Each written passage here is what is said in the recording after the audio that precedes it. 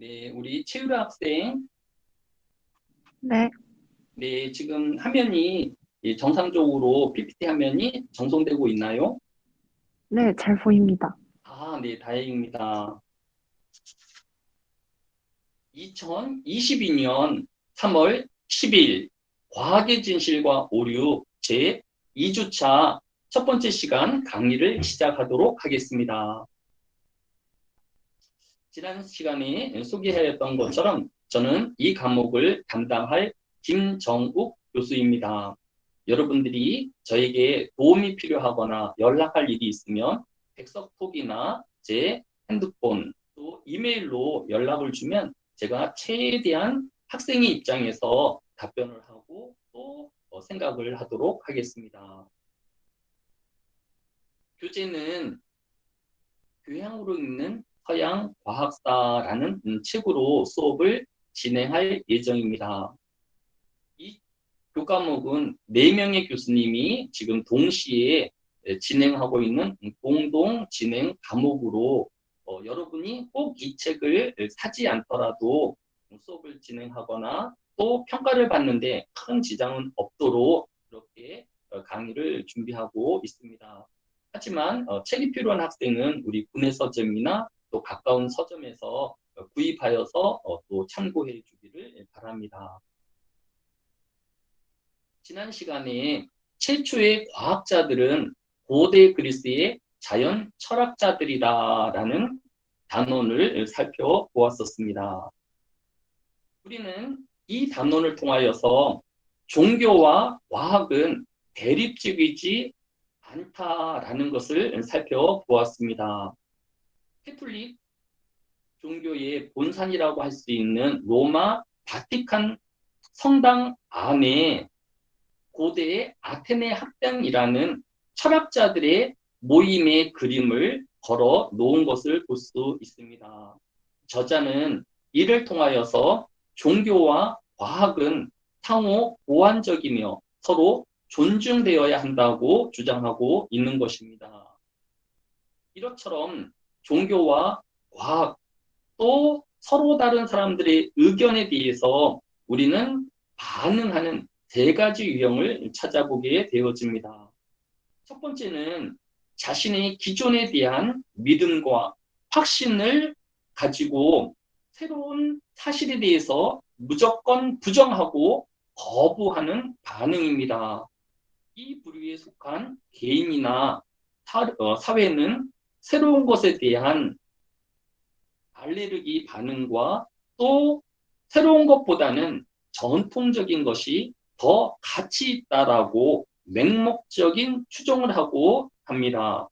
또 새로운 것을 받아들이는 사람들에 대하여 전통과 권위를 무시한다고 일방적으로 비난하거나 폄하하기도 합니다. 두 번째, 새로운 것에 대한 기대와 희망으로 기존의 전통을 무조건 버리고 새로운 것만을 선택하는 사람이 있습니다. 그러나 새로운 것에 대한 기대와 희망은 전혀 아직 검증되지 않았고 근거도 아직 불분명한 경우가 대부분입니다. 이러한 부류의 사람들에게 과거란 이미 구시대적 유물이고 기존의 것을 고수하는 이들의 변화에 대응하는 융통성과 개방성이 부족한 사람들이라고 일방적으로 비난하기 일쑤입니다. 세 번째, 기존의 것과 새로운 것의 공존을 합리적으로 인정하고 다양성을 모색하는 방향입니다. 자신이 선호하고 인정하는 것과 또 자신이 맞지 않고 생소한 사실이라도 함께 존중하고 또 그것을 인정함으로써 상대방의 것도 함께 고려하며 판단하는 사고 체계를 갖고 있습니다. 자, 반장, 네, 우리 최유라 학생은 어, 성향적으로 어, 전통적인 것, 자기에게 이미 익숙한 것에 안주하는 편인지, 아니면 새로운 것을 추종하는 편인지, 아니면 과거와 또 새로운 사실에 대한 균형적인 감격을 또 가지려고 노력하는 유형인지, 어떤 유형인지 좀, 어, 자신을 돌아본다면 어떤 유형일까요? 저는 좀 전통적인 익숙한 것에 조금 더 가치를 많이 두는 것 같습니다. 그러면 만약에 새로운 장소에 가서 음식을 시킬 때에 어, 새로운 것, 또 자신이 경험하지 않는 음식을 선택하기보다는 내게 익숙한 것, 또 늘 해왔던 그런 주문을 하려고 하는 경향이 더 강한가요? 네, 아, 어, 우리 최율 학생이 이런 새로운 것에 대한 이제 두려움과 또 좀 과거에 익숙해지려는 그런 것 때문에 혹시 불편한 적은 없었는지요? 어, 새로운 것에 대한 도전이 조금 두려워서 그, 제가 이 학과를 들어왔을 때 실기를 봤거든요. 네. 그래서 그런 실기는 대부분 제가 옛날부터 생각했던 대학 진학 방법이 아니었는데, 새로운 것에 도전한다는 거 조금 두렵긴 했습니다. 아, 어, 최율 학생이 새로운 것에 대한 두려움이 있었지만 그것을 포기하거나 또 그것을 회피하지 아니하고 정면으로 맞닥뜨려서 그런 모든 과정들을 잘 이겨내고 또 우리 특수체육학과의 한 일원으로 또 한 소속 대원으로 이렇게 자리에 함께 하고 있는 거네요, 그죠? 네, 네, 만일 그런 두려움을 떨쳐버리지 못했다라고 하면 아마 합격에서 좀 밀렸을 수도 있었을 것 같아요. 그죠? 네. 네, 우리 부반장인 우리 한기쁨 학생은 어떤 성향을 가지고 있나요? 네, 전통을 좀 더 중시하는지, 새로운 것에 대한 호기심이 더 많은지, 이 두 부분을 균형을 이루려고 노력하는 편인지, 우리 한기쁨 학생은 어떤 편일까요? 저도 익숙한 것에 좀 더, 익숙한 것을 좀 더 좋아하는 것 같아요. 네, 우리 한기쁜 학생은 지금 이제 여행을 가거나 또 다른 곳을 방문할 그런 기회가 있으면 새로운 것보다는 내가 한번 가봤던 것, 또 잘 아는 곳을 이렇게 또다시 방문하는 그런 편인가요? 예를 들어 가지고 음식점도 내 단골집, 내가 잘 아는 집을 주로 다니고 또 옷이라든지 쇼핑도 되게 익숙한 곳에서 주로 이렇게 구입을 하고 또 이렇게 지속적으로 이용을 하는 편인가요? 그러는 것 같아요. 네.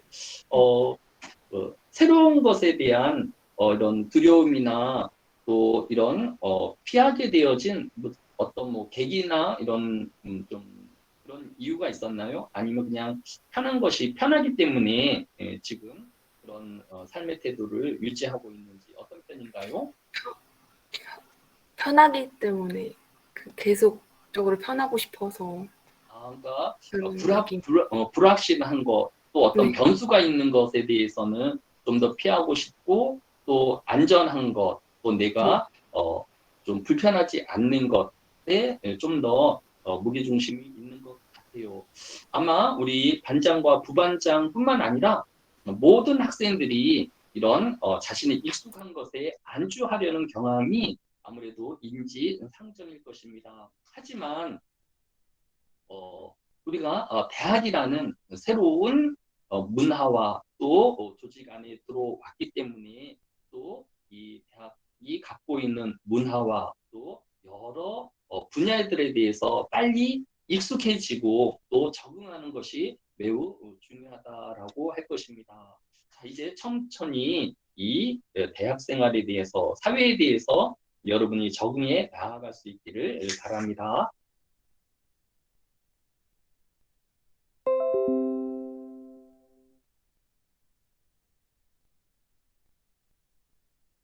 오늘 제가 여러분과 함께 나누고 싶은 이야기는 3월 9일자 신문 기사 내용인데 이 기사 제목이 하버드 대학 최고의 인기 과목이 행복학이라는 내용입니다.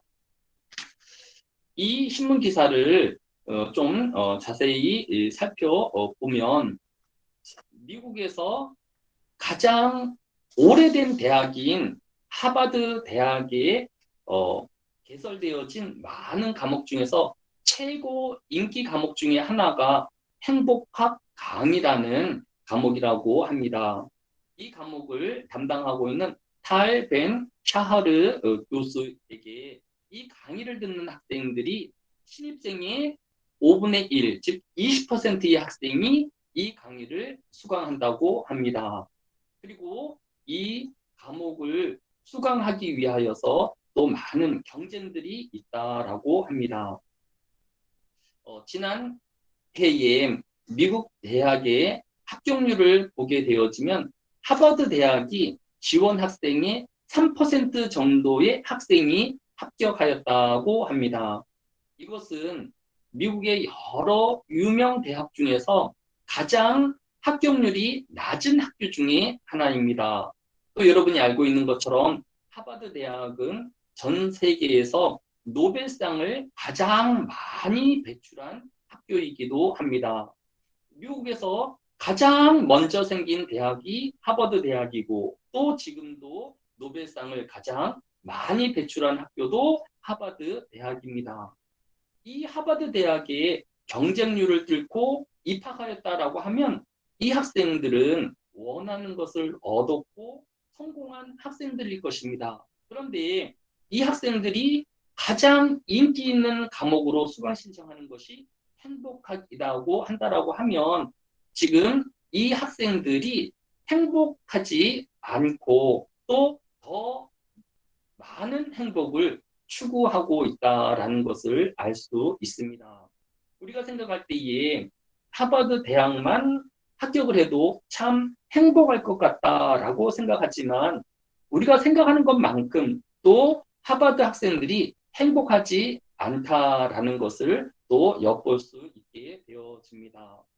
따라서 우리는 이 행복이라는 것이 어떤 소유를 원하는 소유물을 얻는다든지 또 내가 원하는 자리와 또 원하는 대학이나 직장과 또 원하는 남편이나 아내를 얻는 것만으로 행복하게 되어지지 않는다라는 것도 생각해 보게 되어집니다. 우리 반장인 최유라 학생, 네. 최근에 난 참 행복하다라고 느낀 적이 혹시 있었나요? 어, 어제 학교를 안 나와서 쉬면서 가족들이랑 같이 고기를 먹었는데 그게 행복했습니다. 아, 네, 우리 최유라 학생은 가족들과 함께 하는 것, 또 온 가족들이 또 즐겁게 식사하는 것에서 또 행복을 느끼고 있는 것 같습니다. 우리 이에 반해서 우리 한기쁨 학생은 이름에 기쁨이 들어가 있어서 늘 유쾌하고 또 행복할 것 같은데 최근에 행복했던 순간이 있었다라고 하면 언제일까요? 첫 개강날 학교 등교하면서 되게 행복하다라는 생각을 했었습니다. 이제 고3 때 하루 종일 독서실에서 또 강의에 이렇게 시달렸었는데 이제 대학 캠퍼스에 여유롭게 등교를 하고 또 교수님과 친구들 또 내가 잘할 수 있는 과목들을 신청을 해서 수업을 듣는 그러한 것에서 행복을 느끼고 있는 것 같습니다. 우리 최유라 학생도 그렇고 한기쁨 학생도 그렇고 본인이 어제 또 지난주에 내가 참 행복하다라고 느낄 만큼 행복하다고 하니까 참 잘하였고 또 부럽다라는 생각이 듭니다. 사람이 나이가 들면 지금 이제 최유라 학생이 이야기하는 것처럼 가족하고 밥 먹는 것조차도 그렇게 크게 행복하다는 생각이 들지 않고 또 이제 이 백석대학교의 교정을 수없이 들게 되어지면 또 들고 또 날 때마다 행복하다라는 생각이 어느 순간 사라질 수도 있을 것입니다. 중요한 것은 내가 지금 행복하다라고 느끼고 또 그 여유를 갖는 것이 중요합니다. 내가 앞에 어떤 무엇을 성취하게 되어지면, 갖게 되어지면 내가 행복할 것이다라는 것은 결코 행복할 수 없다라는 것을 보여줄 수 있습니다. 하버드 대학생들이 이 대학을 들어가기 위해서 얼마나 많은 노력을 해야 했고 또 경쟁을 통하여서 이 대학에 합격을 했겠습니까? 하지만 그 학생들이 대부분 그렇게 행복하지 못하다는 이런 자료들을 보면서 행복은 내가 지금 찾아야 하고 누려야 한다라는 것을 우리에게 보여주고 있습니다. 제가 지금 이 수업을 듣는 모든 학생들이 이렇게 이번 한 하루를 통하여서 또 한 주간을 통해서 행복을 찾을 수 있고 또 만족감을 찾고 누리우는 그런 시간들이 늘어갈 수 있기를 또 바랍니다. 오늘 수업할 내용은 교과서 제2장 아리스토텔레스의 운동 역학에 대해서 살펴보도록 하겠습니다. 우리 반장, 지난 시간에 아테네의 철학자 중에서 가장 어른인 또 이 학문의 아버지라고 할 수 있는 가장 큰 어른이 누구라고 했을까요? 어, 어, 요새 뭐 데카르트? 어떤 그 트로트 원로 가수가 뭐이 노래도 만들어서 불렀다고 하던데 소크라테스? 딩동댕. 네, 소크라테스가 우리 학문하는 사람에 있어서 체계를 또 어떤 그 틀을 만든 분이다라고 이야기를 합니다. 이 소크라테스의 제자가 플라톤이고 또 이 플라톤의 제자가 바로 오늘 아리스토텔레스인 것을 볼 수 있습니다. 아리스토텔레스는 플라톤과 소크라테스가 조금 상징적인 그런 학문자라고 한다라고 하면 아리스토텔레스는 구체적으로 이런 저서를 남기고 체계를 우리에게 남겨주어서 또 이런 학문하는 사람들에게 있어서 실질적인 그런 많은 도움과 기여를 한 분으로 기억할 수 있을 것입니다. 그래서 이 아리스토텔레스는 물질 구성 단위에 대해서 생각하기를 물질을 구성하는 가장 작은 입자를 원자라고 부르고 원자의 중심에는 원자핵을 구성하는 양성자와 중성자 그리고 원자핵 주위를 돌고 있는 전자로 구성되어 있습니다. 물론 아리스토텔레스의 시대에 이러한 물질의 구성에 대해서는 생각하지 못하였을 것입니다. 그러면 이 당시에는 물질의 구성 단위를 무엇이라고 생각했을까요? 고대 그리스의 철학자들은 원소설이라고 해서 한 가지 물질로 모든 물질이 생성되었다라고 생각을 하였습니다. 탈레스라는 철학자는 모든 만물의 근원이 물이라고 생각을 하였습니다. 우리 인체도 70% 이상이 물로 구성되어 있고 또 물이 없이는 생명체가 존재할 수 없는 것을 보아서 물이 가장 생명의 근원, 만물의 근원이라고 보았습니다. 또 아담치메네스는 만물의 근원을 공기라고 보았습니다. 또 헤라클레이토스는 만물의 근원을 불이라고 하였습니다. 이처럼 하나의 물질을 만물의 근원으로 생각하는 것을 우리는 일원소설이라고 부릅니다. 그래서 탈레스의 물, 또 아나시메네스의 공기, 헤라클레이토스의 불 이렇게 일원소설을 주장하는 철학자들을 찾아볼 수 있습니다. 그런데 아리스토텔레스는 이 세상의 근원은 한 가지 물질로 구성되어진 것이 아니라 여러 원소로 구성되어 있다라고 하였습니다. 아리스토텔레스가 생각한 이 네 가지 원소는 물, 흙, 불, 공기라고 생각을 하였습니다. 그리고 모든 만물들은 이 네 가지 요소들이 일정한 비율과 또 여러 결합의 방법으로 때로는 어떤 나무가 되어지기도 하고 또 어떤 것은 딱딱한 물체가 되어진다라고 생각을 하였었습니다. 여러분은 어, 그 영화 제5원소라는 것을 혹시 관람한 적이 있는지요? 이 아리스토텔레스 시대의 모든 이제 사람들은 이 네 가지 원소로 이루어졌다라고 생각을 했는데 당시의 사람들이 생각할 때에 하늘에 떠 있는 달도 이 네 가지 원소 중에서 흙으로 구성되어 있을 것이다라고 추론을 하였습니다. 그런데 흙으로 이루어진 달이 땅에 떨어지지 아니하고 그렇게 허공에 달려 있는 것을 설명할 방법이 없었습니다. 어떻게 무거운 흙이 그 허공에 떠 있을 수 있을까라고 의문을 갖게 되었고, 이에 대해서 아리스토텔레스는 이를 설명하기 위해서 네 가지 원소에다가 한 가지 원소를 더 추가하였습니다. 그것이 바로 에테르라는 물질인데, 우주에는 에테르라는 물질이 가득하여서 하늘에 떠 있는 별이나 달이 지구에 떨어지지 않도록 떠받치고 있다고 또 가득 채워져 있다라고 생각을 하였습니다.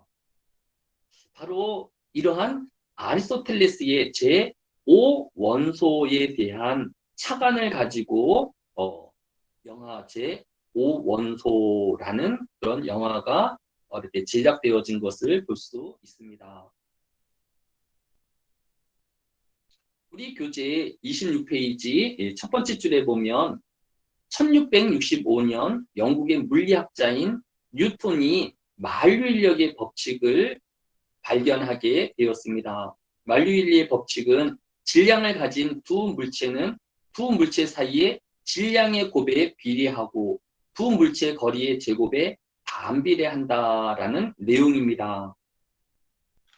교재 27페이지 12번째 줄에 보면 아리스토텔레스는 지상의 모든 정지한 물질들은 그들 본연의 장소에서 휴식을 취하는 중이고 본연의 장소를 이탈하였을 때에 즉시 그곳으로 돌아가려 하는 본성이 있다라고 하였습니다. 그리고 이 본성을 자연운동이라고 생각하였습니다. 28페이지 10번째 줄에 보면 우리가 물체를 던지게 되어지면 외적인 힘인 운동인이 개입하게 되는데 아리스토텔레스는 그 힘을 공기라고 가르쳤습니다. 그리고 이러한 아리스토텔레스의 주장은 귀원 후 1348년 파리 대학 학장으로 취임한 장 브리당은에게서 임페투스라는 개념을 가지고 해석할 때까지 아리스토텔레스의 생각이 계속 남아 있었던 것을 볼 수 있습니다.